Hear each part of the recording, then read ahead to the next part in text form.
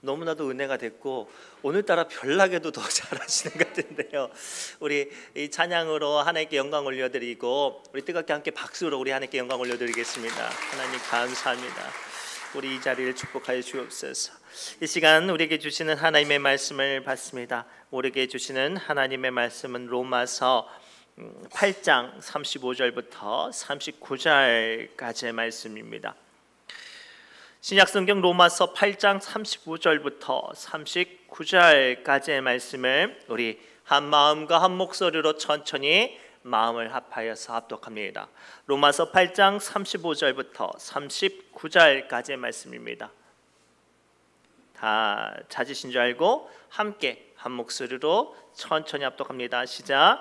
누가 우리를 그리스도의 사랑에서 끊으리요? 환난이나 공고나 박해나 기근이나 적신이나 위험이나 가리랴. 기록된 바 우리가 종일 주를 위하여 죽임을 당하게 되며 도살당할 양같이 여김을 받았나이다 함과 같으니라. 그러나 이 모든 일에 우리를 사랑하시는 이로 말미암아 우리가 넉넉히 이기느니라. 내가 확신하노니 사망이나 생명이나 천사들이나 권세자들이나 현재일이나 장래일이나 능력이나 높음이나 깊음이나 다른 어떤 피조물이라도 우리를 우리 주 그리스도 예수 안에 있는 하나님의 사랑에서 끊을 수 없으리라. 아멘. 기도합니다. 하나님, 긴 명절 연휴를 끝내고 다시 일상으로 돌아와 하나님께 예배합니다. 가장 먼저 우리의 마음과 심령이 주님께 드려진 바 되어지게 해주시고 저마다 고장은 약함 가운데 있는 이들에게 주의 한없는 사랑으로 덮어 주옵소서. 모든 말씀 예수님의 이름으로 간절히 기도드리옵나이다. 아멘. 우리 옆 사람을 이렇게 축복할까요? 하나님은 우리를 사랑하십니다 라고 축복합시다. 하나님은 우리를 사랑하십니다. 하나님은 우리를 사랑하십니다. 조금 부끄럽고 쑥스럽지만 다시 옆 사람을 눈을 향해서 이렇게 봅시다.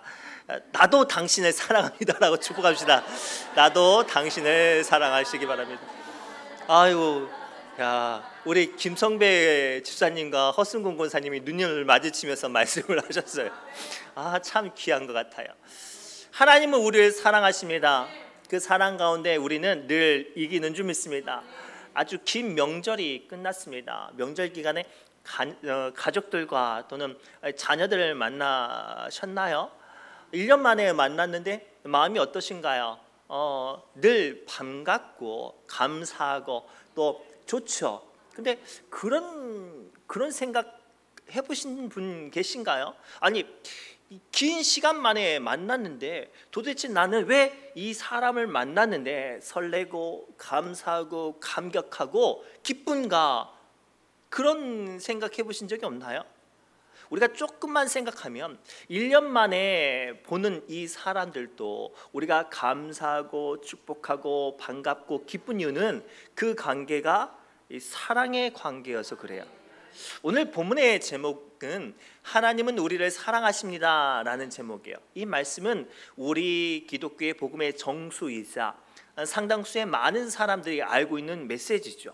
그런데 이 메시지가 왜 복음의 정수이고 또 많은 사람들이 기억하는 메시지인가? 그리고 이로 말미암아 우리에게 주시는, 우리가 발견해야 되는 영적인 비밀과 은혜가 무엇인가? 오늘 말씀을 통해 함께 발견하시길 바랍니다. 첫째가 이거예요. 하나님은 우리를 사랑하십니다. 이 단어의 이 문장에는요, 한계가 없으신 초월하신 하나님이 세상 작고 보잘것없는 우리를 향한 아름다운 관계가 맺어지게 하는 힘이 있기 때문에 이 단어가 소중합니다. 우리 35절부터 37절 말씀을 함께 읽겠습니다. 시작. 누가 우리를 그리스도의 사랑에서 끊으리요? 환난이나 공고나 박해나 기근이나 적신이나 위험이나 칼이랴. 기록된 바 우리가 종일 주를 위하여 죽임을 당하게 되며 도살당한 양같이 여김을 받았나이다 함과 같으니라. 그러나 이 모든 일에 우리를 사랑하시는 이로 말미암아 우리가 넉넉히 이기느니라. 아멘. 오늘 말씀을 통해 우리가 조금 더 하나님과 나와의 관계를 진단해 봐야 돼요. 그냥 막연히 인간적인 생각으로 하나님께 접근한 게 아니라 우리가 논리적으로 상식적으로, 형이사학적으로 하나님이라는 존재를 우리가 생각하면 감히 우리와 동등되게 세울 수 없는 엄청난 크신 분이에요. 천지를 만드시고 세상 모든 만물을 운행하시고 다스리시고 또는 역사를 주관하시고 죄를 판단하시고 세상을 심판하실 그 분이 오늘 한없이 연약하고 지극히 작은 거에게 무너지는 우리를 사랑하신대요. 근데 이것이 얼마나 큰가? 이 단어로, 이 문장을 말미암아 한계가 없으신 하나님께서 우리와의 동등된 관계를 넘어서 소중한 관계를 맺게 해요. 쉽게 설명하면 우리가 자동차를 타고 고속도로를 달릴 때 이 고속도로를 기어다니는 벌레를, 개미를 생각하나요? 살펴볼 수가 없어요. 이 내가 힘차게 좋은 차로 달릴수록 이 내가 지나는 길에 벌레가 있는지 이렇게 벌레가 몇 마리가 있는지를 살펴보는 존재들, 사람들이 없단 말이에요. 하나님이 보시기에 우리 인간이 그러한 존재예요. 그런데 재미있는 건 오늘 문장에 사랑이라는 단어가 들어가네요. 이 사랑이라는 단어로 말미암아 한계가 없으시고 더 나아가 측량할 수 없는 그 하나님이 유한하고 죄인이며 한없이 약한 우리에게 관계가 맺어진다는 거예요. 어린 시절 곤충을 키워보신 적 있나요? 저는 국민학교 시대인데 국민학교 때 그 개미를 키워본 적이 있어요. 개미 중에 큰 개미가 아니라 아주 보일랑 말랑한 이 작은 개미를 키웠는데 이 작은 개미를 키우니까 삶이 달라지는 거예요. 아침에 눈을 뜨면 제일 먼저 개미가 죽었나 살아있나 보고 학교 갔다 오면 개미가 밥을 먹었나 물을 먹었나 살펴보게 돼요.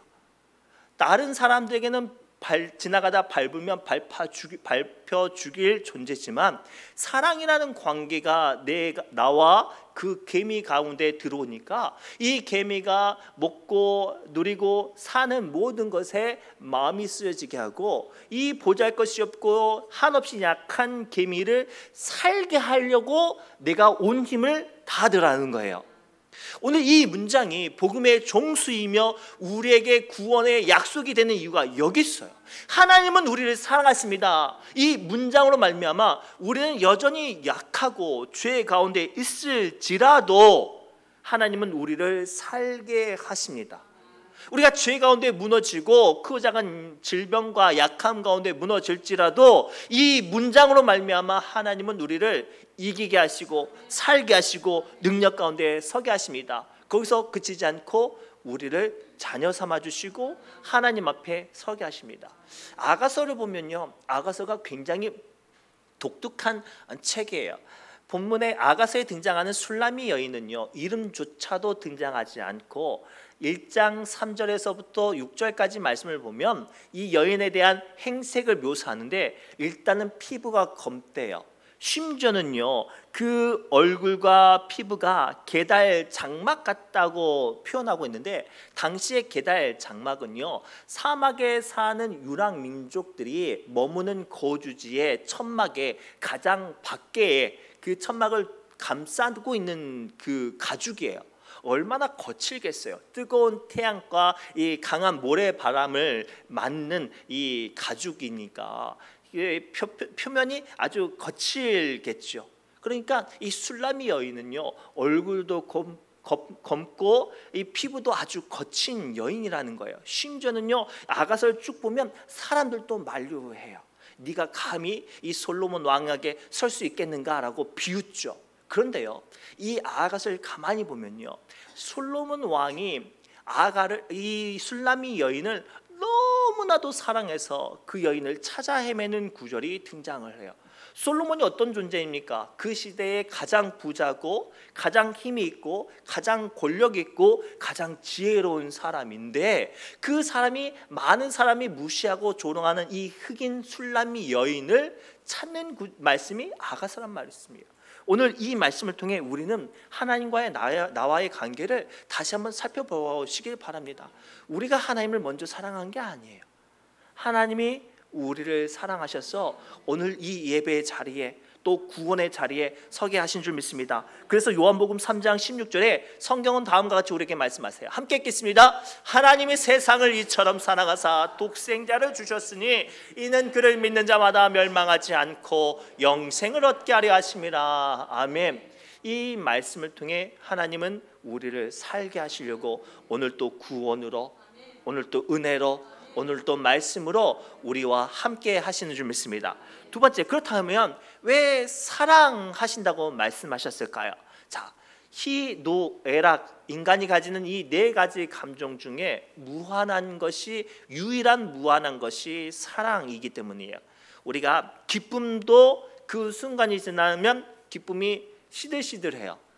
만약에 저희 아들이 이 전교에서 1등을 했다고 칩시다. 그러면 저는요 춤출 거예요. 그런데 10년을 1등 했다고 칩시다. 그러면 당연하게 될 거예요. 만약에 우리가 어떤 일들로 인해서 슬프다고 생각해 봅시다. 그러나 그 슬픔의 감정은 시간이 지나면 무뎌지죠. 누군가를 향한 분노의 마음, 미움의 마음을 가졌다고 칩시다. 그 상대방이 죽거나 사라지거나 또는 오랜 시간이 지나면 그 감정 또한 사라집니다. 그런데요, 사랑이라는 감정은 매우 독특해요. 아주 오랜 시간이 지나고 심지어는 사랑하는 사람의 대상이 사라졌어도 그 감정은 떠나지 않아요. 제가 아직도 잊혀지지 않는 저희 아버지의 추억 중에 하나가 뭐냐면, 저희 본가는 큰 문중산이 있어서 거기에 이제 집안 분들은 이제 안장을 하는데, 설 명절과 추석 때가 되면 어린 저를 아버지께서 늘 성묘를 시켰어요. 그러면서 항상 가장 마지막에 저희 할머니 묘소에 서게 하셔서 한참 할머니에 대한 이야기를 하세요. 사실 저희 할머니가 제가 1살쯤 겨우 지났을 때 일찍 돌아가셨거든요. 그러니 이 돌아가신 지가 수십 년이 지났는데도 불구하고 그곳에 서면 한결같이 저희 아버지가 한참 머무시면서 어머니를 생각하고 또 어머니에 대한 이야기를 아들에게 하는 것을 저는 기억을 해요. 우리가 성묘를, 추석 때 성묘를 하잖아요. 성묘는 죽은 분을 향해서 성묘를 해요. 그런데 그 시간 가운데 먼저 떠나보낸 나의 사랑하는 가족과 또는 친척들을 생각하며 살아가는 사람들은 어떻게 하죠? 그리워하고 그 마음이 더욱더 애틋해져요. 자, 희, 노, 애락은 인간이 가지는 네 가지 감정 중에 사랑은 무한한 거예요. 고로 사랑의 속성은 포기하지 않습니다. 그래서 고린도전서 13장 8절에 성경은 다음과 같이 우리에게 말씀하세요. 시작. 사랑은 언제까지나 떨어지지 아니하되 애언도 패하고 방언도 그치고 지식도 패하리라. 아멘. 세상 모든 것들은 유한합니다. 세상 모든 감정 또한 유한하지요. 그러나 사랑은 절대 유한하지 않고 무한하며 포기하지 않아요. 그래서 하나님은 우리 인간을 향하여 기뻐하지도 않고 즐거워하지도 않고 사랑한다라고 하신 말씀이 여기 있어요. 왜요? 우리를 포기하지 않게 하기 위해서요. 창세기 29장 야곱이요. 창세기 29장에 보면 야곱이 자기 형한테 실수를 해서 하란으로 자기 외삼촌 집으로 도망가잖아요. 근데 하란으로 딱 가가지고 외삼촌 집에 갔는데 뾰로롱 첫눈에 반한 여인이 있었어요. 그 외삼촌 둘째 딸 라헬을 보고 이 야곱이 첫눈에 반했어요. 그 결혼하고 싶은 거예요. 장가가고 싶은 거예요. 그래서 이 자기 삼촌한테 졸랐더니 삼촌이 말을 합니다. 7년을 내 집에 머슴처럼 일하면 내 딸 주겠다고. 야곱이 라헬을 너무 사랑하니까 머슴처럼 일하는 그 험한 일을 열심히 해요. 창세기 29장 20절을 봤더니 성경이 이렇게 말을 하네요. 야곱이 라헬을 위하여 7년 동안 라반을 섬겼으나 그를 사랑하는 까닭에 7년을 며칠같이 여겼더라. 얼마나 철이 없어요, 남자가. 사랑의 눈이 뭐니까 7년을 하루처럼 여기는 거예요. 심지어는요, 이 라반이 야곱을 또 속였어요. 라헬을 준다고 했는데 신혼 첫날 밤에 라헬 언니 못생긴 레아를 집어넣은 거죠. 첫날 밤을 딱 보내고 아침에 눈을 딱 보니 어이구야 너는 누구냐. 아니 외삼촌 어찌 이럴 수 있습니까? 라고 따져도 라반이 뻔뻔하게 말을 하죠. 우리 지방에는, 우리 동네에는 동생이 언니보다 먼저 집 보내는 경우가 없다. 라헬을 얻고 싶은가? 그러면 7년 더 일하라. 이 야곱이 승질 났는데도 야곱이 승질 났는데도 불구하고 라헬을 사랑하니까 7년을 더 일을 해요. 사랑이 이거예요. 하나님은 우리를 사랑하세요. 사랑이란 감정은 포기하지 않고 모든 것들을 헌신하고 아끼지 않죠. 그래서 성경은 하나님이 우리를 사랑하신다고 선언합니다. 그렇다면 이 두 가지를 결합하여서 결론을 내립니다. 하나님은 우리를 사랑하십니다. 사랑은 포기하지 않습니다. 고로 하나님은 우리를 포기하지 않습니다. 오늘 우리는 조금만 우리의 정체성에서 진단해 보면 우리는 하나님의 사랑받을 만한 존재가 아니에요. 믿음도 부족하죠. 여전히 극복하지 못하는 죄도 있어요. 자그마한 시련과 조그마한 어떤 문제 앞에서도 우리는 얼마든지 믿음보다 하나님보다 세상을 선택하는 이 이중적인 마음을 갖고 있단 말이에요. 그런데 하나님이 우리를 사랑하심으로 우리를 포기하지 않는다 말씀하시죠. 고로 이 본문 말씀 38절부터 39절 말씀을 통해 하나님은 다음과 같이 우리에게 선언하시죠. 함께 읽겠습니다. 내가 확신하노니 사망이나 생명이나 천사들이나 권세자들이나 현재일이나 장래일이나 능력이나 높음이나 깊음이나 다른 어떤 피조물이라도 우리를 우리 주 그리스도 예수 안에 있는 하나님의 사랑에서 끊을 수 없으리라. 아멘. 우리 옆 사람을 향해 다시 한번 이렇게 말을 한번 해볼까요? 내가 이래봬도 하나님이 나를 사랑하셔라고 한번 말해봅시다. 내가 이래봬도 하나님은 나를 사랑하십니다. 그러니 무너지지 마세요. 그러니 절망하지 마세요. 그러니 속상해하지 마세요. 하나님은 우리를 사랑하세요. 사랑은 포기하지 않습니다. 고로 우리가 어떠하든지 하나님은 우리를 포기하지 않는 줄 믿습니다. 기도합니다. 하나님, 오늘 주신 말씀을 붙잡고 우리가 주의 사랑 가운데 서게 하여 주옵소서. 하나님의 사랑에 거하기에 너무나도 부족하고 여전히 죄 가운데 있지만 주님, 우리를 사랑하시죠. 우리를 포기하지 않고 주의 사랑 안에 머물게 하여 주옵소서. 모든 말씀 예수님의 이름으로 간절히 기도드리옵나이다. 아멘. 우리 그 크신 하나님의 사랑